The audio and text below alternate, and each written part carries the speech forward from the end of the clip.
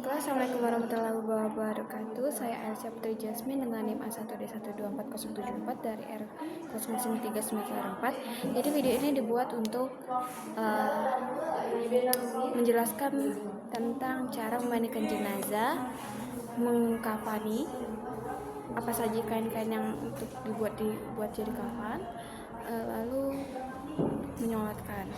Jadi sebelum kita memandikan jenazah itu kita harus menyiapkan tempatnya terlebih dahulu, yaitu tempat yang tertutup untuk jenazah, yaitu dengan ditutupi oleh kain-kain satil atau penutup sebanyak 5 buah, itu menutupi semua sisi. Lalu kita menyiapkan ember sebanyak 3 buah, lalu gayung 2 buah dengan kapur barus, sabun mandinya, lalu cotton bud untuk membersihkan kotoran, lalu sarung tangan, wangiannya, daun bidara, kapur barus, dan jeruk. Lalu kita menyiapkan tempat pemandian berupa meja, atau jika tidak ada meja kita bisa di pangku dengan jumlah orang itu 3, yaitu di bagian punggung, bagian kepala, dan lutut. Lalu kita kasih jarak di bagian bagian pinggang, kita kasih jarak untuk itu sebagai membuang kotoran. Lalu jika dua-duanya tak ada, yaitu tidak ada yang memangku dan tidak ada meja, kita bisa memakai gedebok pisang dengan panjang 1 meter sebanyak 5 potong. Setelah mayat, lalu menyiapkan kain basahan. Setelah siap semuanya, mayat diletakkan di tempat yang telah disediakan dan terlindung. Jenazah itu diberi pakaian mandi atau ditutupi seluruh tubuhnya dengan kain tipis. Jadi ketika disiram itu dia dapat membasahi seluruh anggota tubuhnya. Maka mulailah kita memandikan jenazah, yaitu pertama itu kita membersihkan kotoran mayat, dan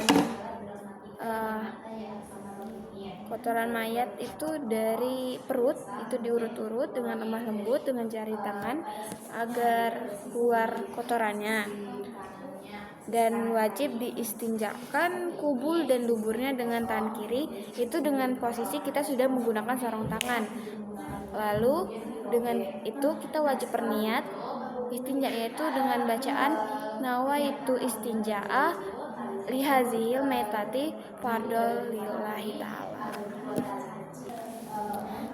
Terus jika kotoran itu tidak bersih atau terus keluar dan tidak mau habis, itu kita menyumbatnya dengan kapas supaya tidak keluar lagi. Nah, setelah selesai mengistinja, maka kita berdoa. Setelah mengistinja itu Allahumma thahhir qalbaha minan nifaqi wa hasin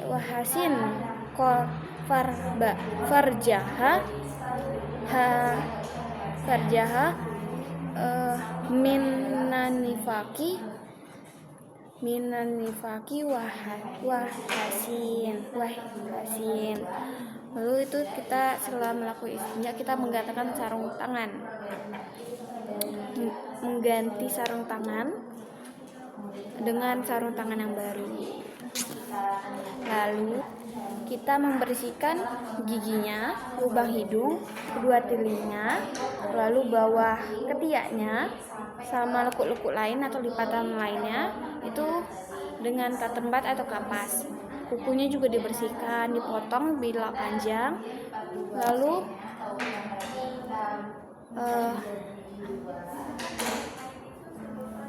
kita bersihkan dengan air bersih.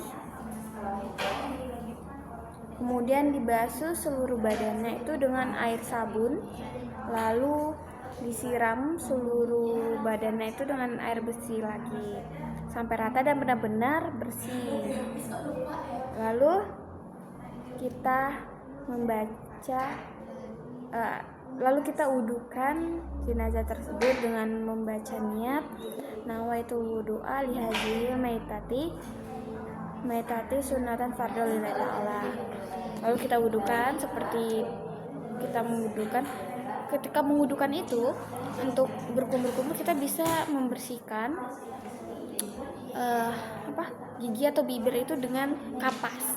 Jadi begini, lalu kita menyiramkannya seperti wudhu pada biasanya. Lalu setelah wudhu itu kita membaca doa asyhadu alla ilaha illallah wahdahu syarikalah wa asyhadu anna muhammadan abduhu wa rasuluh. Allahumma ja'alni wa iyyahu minat tawabina wa ja'alni wa iyyaha itu untuk perempuan ya, wa iyyahu itu untuk laki-laki. Lalu minal mutatahirin wa ja'alni wa iyyaha min ibadikas sholihin. Lalu pada saat membahas itu kita membaca doanya.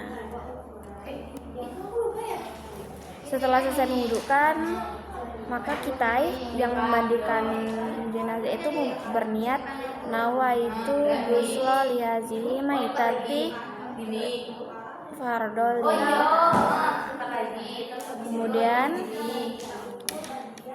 dengan cara memandikan itu kita membasuh dari kepala, muka dengan air yang mensucikan atau air mutlak, lalu disiram dari kanan naik dari leher sampai tumitnya dengan air mutlak itu, kemudian sebelah kiri dari atas sampai bawah, kemudian sebelah kanan bagian bawah atau bagian belakang, bukan bagian bawah, lalu kemudian sebelah kiri bagian belakang. Setelah itu disiram dengan air wangian, yaitu air bidara atau air kapur barus dari sebelah kanan, kiri, dan belakang. Setelah itu siram lagi dengan air mutlak yang belum tercampur dengan air apapun sedikit pun. Disiram itu dari sebelah kanan, mulai dari kepala sampai tumit, kemudian sebelah kanan bagian belakang, yaitu dengan cara mayit itu dimiringkan, lalu disiram seperti sebelumnya, yaitu dari kanan mulai dari kepala sampai tumit. Itu dengan membaca Ghufronaka ya Allah ya Rabbana wa ilaikal masir. Kemudian dari sebelah kiri bagian belakang mayat, itu mayatnya dimiringkan, itu disiram dari atas sampai bawah tumit dengan membaca Ghufronaka ya Rahmanu ya Rabbana wa ilaikal masir. Kemudian mayat itu ditelentangkan lalu disiram dari kepalanya sampai kaki sambil membaca Ghufronaka ya Rahim ya Rabbana wa ilaikal masir. La ilaha illallah wahdahu la syarikalah lahul mulku wa lahul hamdu yuhyi wa yumitu wa huwa ala kulli syai'in qadir. Lalu kita membaca doa. Selesai melakukan mandi itu kita melakukan doa seperti doa wudhu, cuma tidak menggunakan asyhadu alla ilaha illallah wahdahu la syarikalah wa asyhadu anna muhammadan abduhu wa rasuluh. Itu enggak dibaca, jadi kita langsung membaca Allahumma ja'alni wa iyyaha minat tawabina wa ja'alni wa iyyaha minal mutatahhirna wa ja'alni wa iyyaha min ibadikas sholihin. Lalu setelah itu selesai berdoa, kita telitikan lagi atau kita lihat lagi kalau ada kotoran di badannya maka dibersihkan lagi, dan kalau ada kotoran keluar lagi dari kubul atau buburnya kita istinjakan lagi. Lalu kalau ada yang belum kena air maka siram dengan air mutlak. Jika kotoran yang keluar itu dari kubul atau duburnya tidak berhenti, maka kita akan menyumbatnya dengan kapas. Lalu setelah melakukan rangkaian tersebut kita menggunakan cawat. Sebelum menggunakan cawat kita ganti dulu dengan kain yang kering. Dengan kain kering tersebut dari atas ke bawah, tarik pelan-pelan agar tidak terlihat seluruh tubuhnya. Lalu baru dipakaikan cawat, lalu dipindahkan ke tempat untuk mengkafani. Lalu di sini saya akan menjelaskan tentang membuat kafan untuk jenazah. Jadi dalam kafan itu ada beberapa hal yang perlu disiapkan, yaitu ada kain penutup sebanyak 3 lapis, terdiri dari 3 lapis atau minimal 1 lapis jika kurang kain kafan tersebut. Lalu kita membuat mukena, itu untuk perempuan. Kalau laki-laki itu membuat sorban, lalu baju gamis, sarung, sama pakaian dalam. Nah, ketika memotong itu ada doanya. Setelah itu kita memotong kain kafan pinggirnya, yaitu sebanyak 2 ruas atau 1,5 cm sampai 2 cm sampai habis pinggirnya. Kita potongan, setelah itu kita ukur. Setelah pinggir-pinggir ini sudah dipotong, lalu tali yang habis bekas potongan ini tuh dijadikan untuk mengukur mayit. Lalu diukurnya itu dengan dilebihkan sedikit sebanyak 2 kilan dari atas bawah. Lalu yang tali kedua itu kan ada 2 tali, yang satu sini, yang satunya lagi itu dipakai untuk mengikat. Itu terdiri dari 5 tali, yaitu ada yang pendek untuk kepala sama kaki, lalu ada panjang untuk bahu, tapi dilihat lagi dari kondisi mayitnya juga. Lalu sedang itu dibetis dengan di pinggang. Untuk yang pendek itu mungkin sekitar 2 kilan dikali 2. Lalu untuk yang panjang itu ada 4, yaitu bahu 4 kilan dilebihkan sekilan, lalu maka sekitarnya ada 8 kilan, yaitu depan, belakang, kiri, depan, belakang 3, kiri kanan 2. Lalu untuk betis itu kira-kira ada 6 kilan. Jadi bisa lalu bisa dibilang yang pendek itu 4 kilan, yang panjang itu 8 kilan, lalu yang sedang itu 6 kilan. Lalu potongan tali untuk membungkus.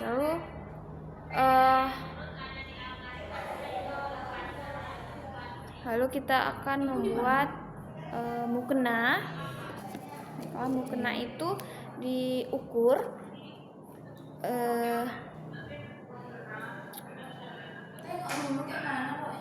berapa ya, dari kepala hingga lutut. Itu dengan membuatnya ini, anggap saja ini panjangnya ini,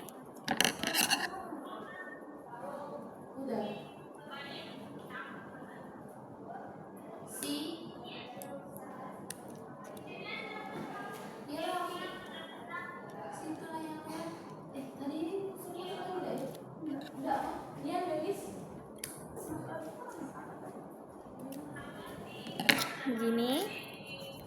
Ini untuk diikatkan ke leher. Lalu kita akan membuat gamis. Gamis itu dari leher sampai kaki jika panjang. Kalau tidak cukup kainnya, bisa dibuat sampai lutut saja. Dengan bajunya itu, ini kita siapin 3. Ini kain yang paling luar, yaitu dibuat dengan bentuk kipas. Lalu kita akan membuat baju.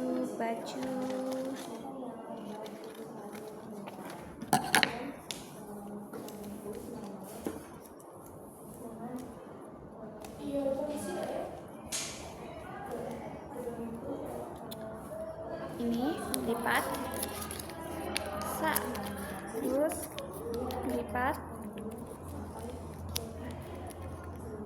terus gini kan, saya lalu dilipat lagi.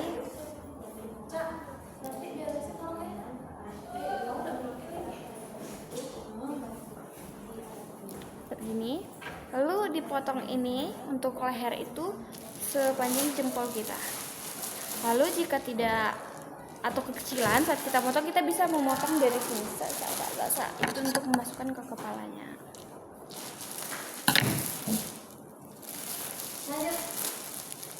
Ini lalu kita tarik dikit. Kita tarik, kita lipat, kita buat desain.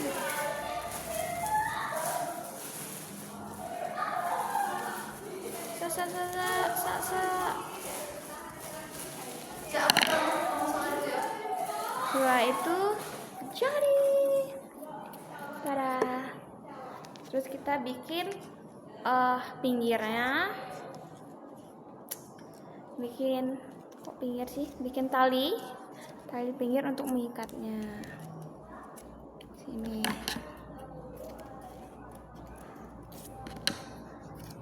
Tada. Untuk mengikatnya. Lalu setelah baju, ya kan sudah ada baju, udah ada mukena baju. Terus kita buat sarung. Di sarung itu diukur dari pusar sampai kaki atau lutut jika memang tidak mencukupi. Lalu itu dengan 1x3 atau kita lipat 3 gini diukur. Gini. Oke. Lalu kita membuat pakaian dalam atau cawat itu dengan ukuran itu lebar pinggang nih, anggap aja ini pinggang. Dari sini terus ditarik untuk menutupi menutupi pusar dengan cara dinaikkan. Anggap saja posisinya sudah seperti ini. Lalu kita lipat.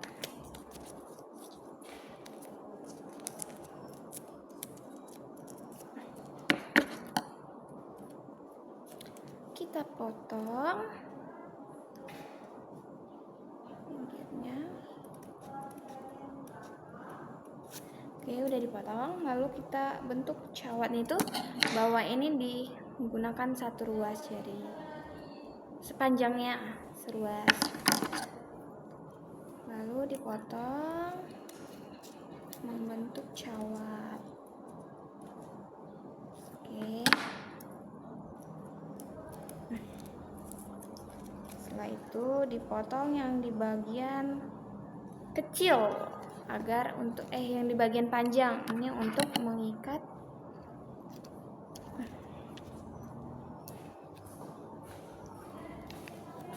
talinya ke depan. Ini diikat. Oke. Itu saja untuk membuat kafan. Lalu kalau untuk sholat jenazah itu posisi imam itu kita menyolatkan jenazah itu kalau laki-laki berada sejajar dengan kepala sampai kaki ke wilayah kanan imam. Nah, lalu kalau posisi imam itu kita menyolatkan jenazah perempuan itu berada pada sejajar dengan pinggang, masuk ke wilayah kanan imam. Lalu itu jika safnya ada sampai 20 orang maka dibuat 2 baris, yaitu 10-10. Lalu sholat jenazah itu ada 3 takbir. Takbir pertama itu membaca Al-Fatihah, takbir kedua itu sholawat, takbir ketiga doa, takbir empat itu doa juga, lalu salam. Lalu kita membaca talqin dan tahlil mayit di kuburan. Itu saja video yang bisa saya sampaikan. Ada kekurangan, mohon maaf. Jika ada salah kata, ada kekurangan, saya mohon maaf. Saya tutup. Wassalamualaikum warahmatullahi wabarakatuh.